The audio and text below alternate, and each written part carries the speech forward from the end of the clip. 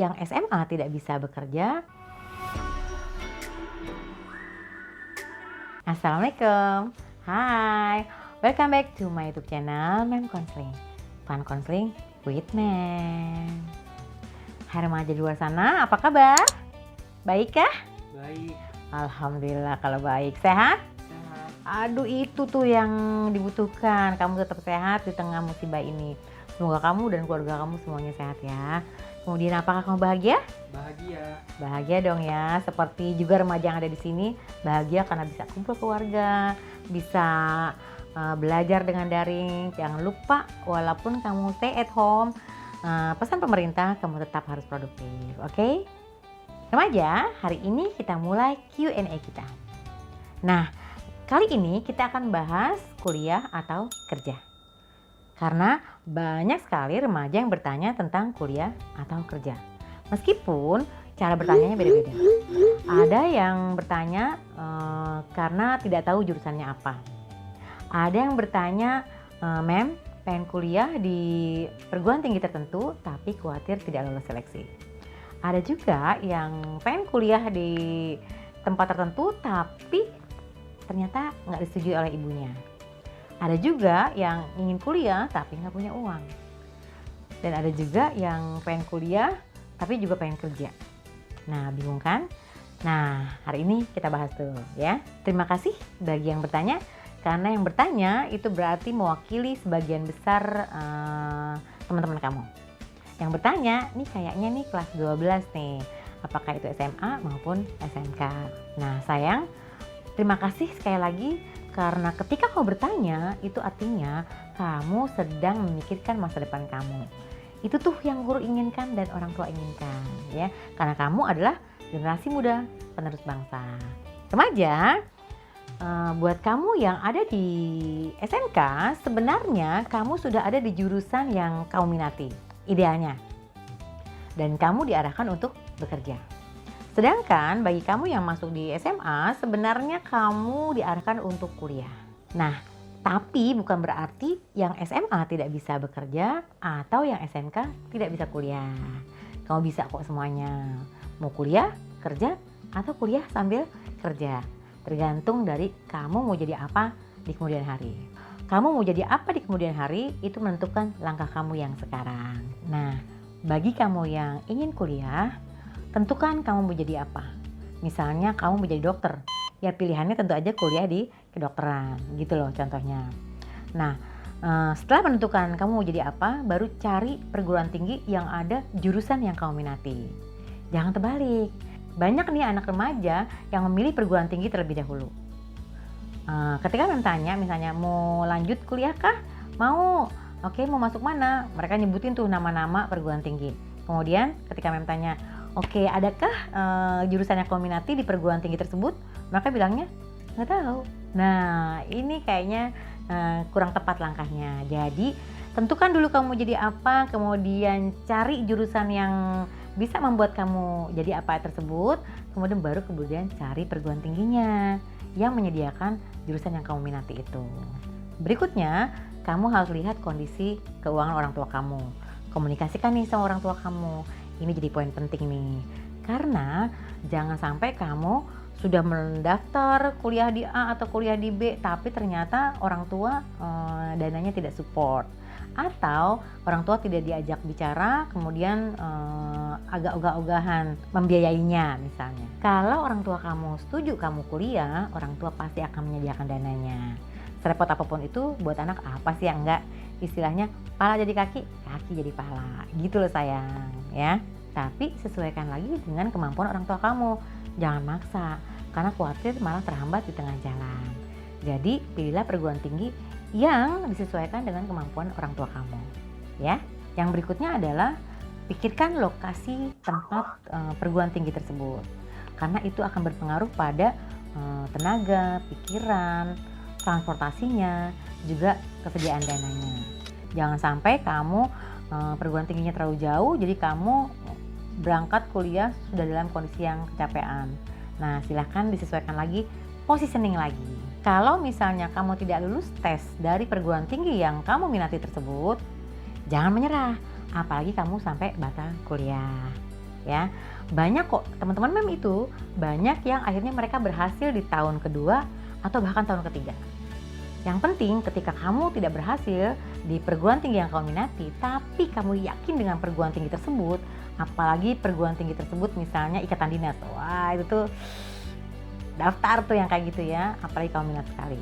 Nah caranya evaluasi apa yang kamu tidak lulusnya. Misalnya kamu tidak lulus di wawancara bahasa Inggris. Kalau begitu kamu persiapkan diri kamu setahun penuh dengan cara kamu belajar bahasa Inggris untuk wawancaranya dan mempersiapkan pendaftarannya dengan lebih baik lagi. Dengan goal tahun depan masuk perguruan tinggi tersebut. Atau juga di tahun ketiganya, jangan menyerah. Kalau kamu tidak bisa masuk perguruan tinggi tersebut karena ada keterbatasan, misalnya nih masuk kepolisian atau penerbangan atau tentara, itu kan membutuhkan tinggi badan, fisik ya. Maka kalau misalnya kamu sudah jelas bahwa tinggi badan kamu tidak memenuhi syarat, maka ya sudah, kamu positioning lagi. Jangan terlalu lama galaunya. Positioning kemudian alihkan kepada jurusan-jurusan yang kamu kira-kira fisiknya, kognitifnya, dananya nyampe gitu loh. Setelah itu fokus di situ dan insya Allah kamu akan sukses di bidang itu. Gitu ya sayangnya.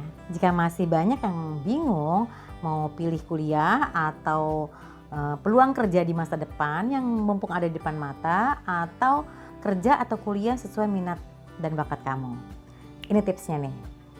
Do what you love or love what you do. Nah yang pertama adalah do what you love. Jadi kerjakan apa yang kamu sukai. Misalnya kamu sukanya atau hobinya nyanyi, ya sudah, gampang jadi penyanyi saja gitu. Itu namanya do what you love. Melakukan apa yang kamu suka dan kamu berbakat di sana, kamu pasti enjoy menjalaninya. Meskipun sulit dan bagi orang mungkin, aduh enggak deh, kamu pasti beres ngejalaninnya ya. Misalnya seperti tadi tuh, hobi nyanyi ya jadi penyanyi. Nah caranya bagaimana? Jalan itu. Pengen jadi penyanyi, kalau kamu sudah hobi, apalagi kamu berbakat di sana, maka kamu harus belajar notasi, latihan vokal, nggak boleh makan sembarangan lagi. Misalnya kamu suka goreng-gorengan, mulai dikurangi atau berhenti sama sekali.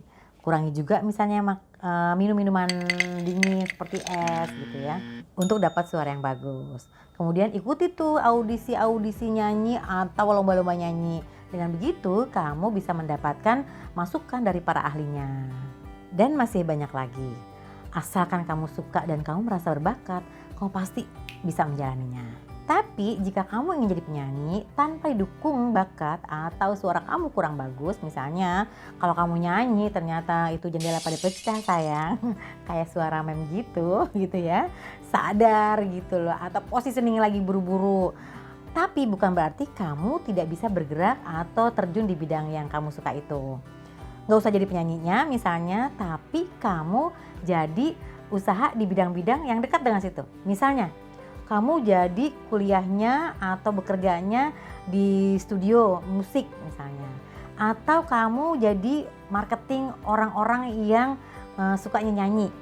Atau kamu menyewakan video-video. Atau kamu jadi koreografer para penyanyi itu. Jadi dalam psikologi itu ada yang namanya kalau nggak di sininya maka di dekat-dekatnya. Itu dalam psikologi sayang.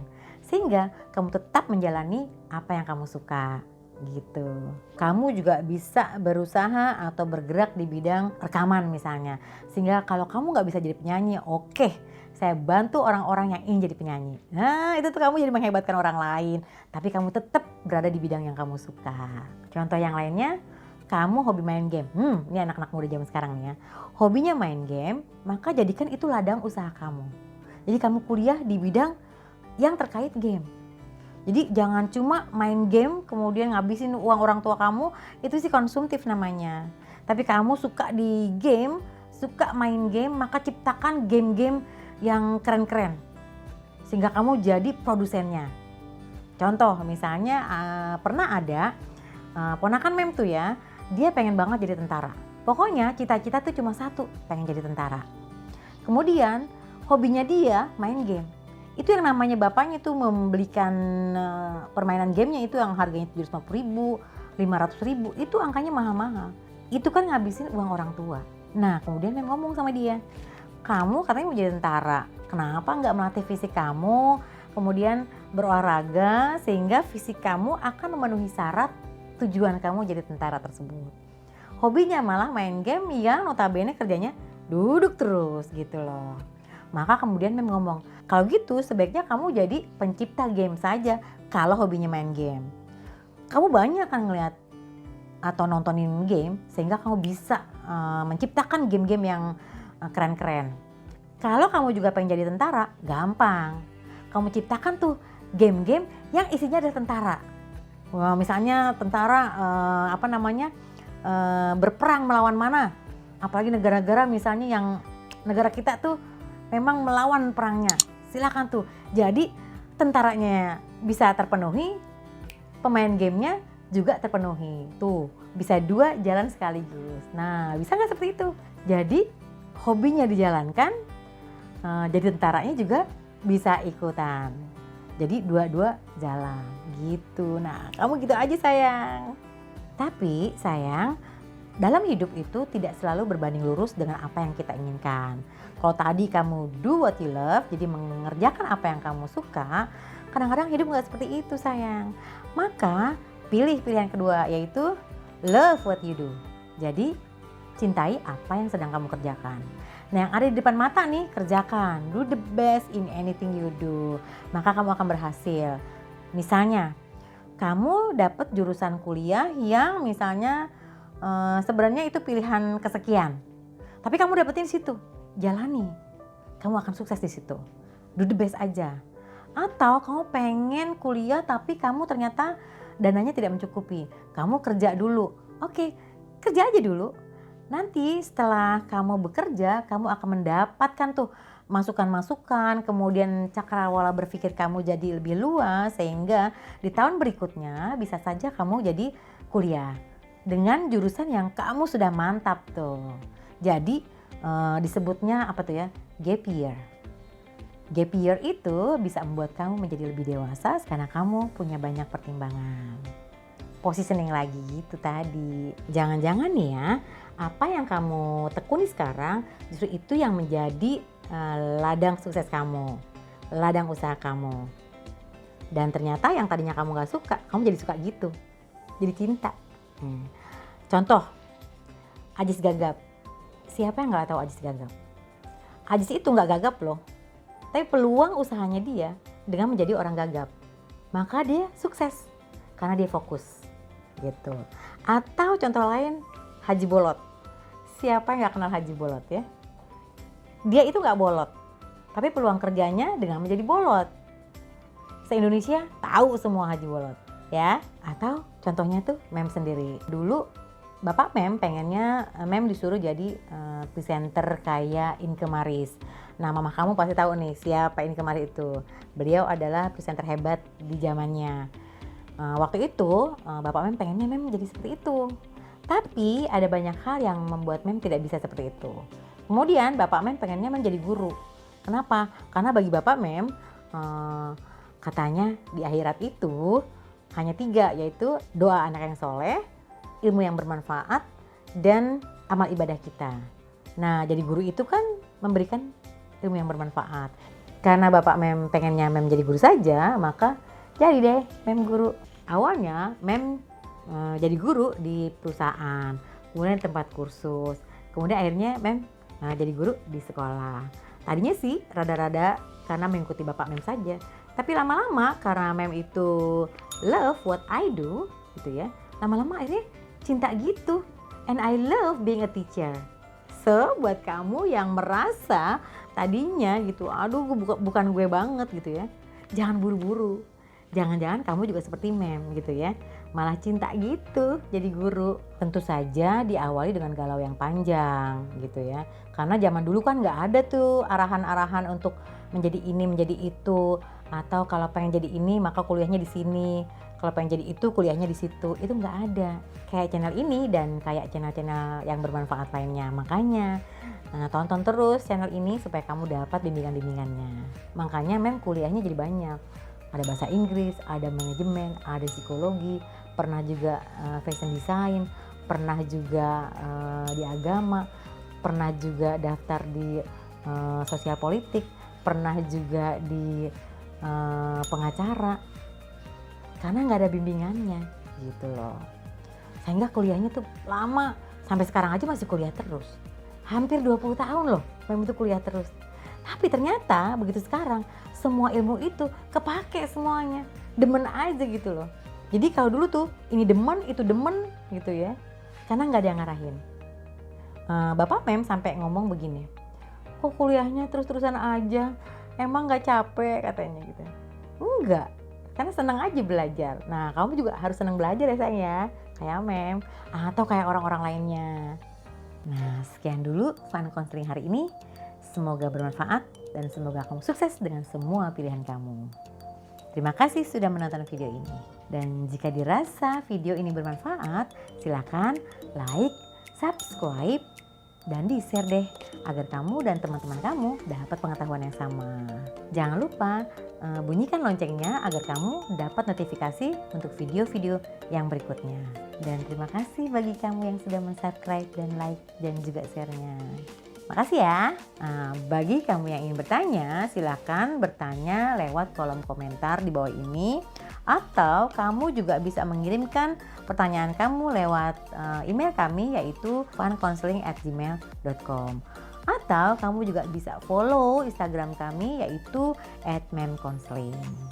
Jangan lupa berikan komen dan masukannya agar kami bisa membuat video-video yang lebih menarik, lebih berkualitas, dan lebih bermanfaat lagi.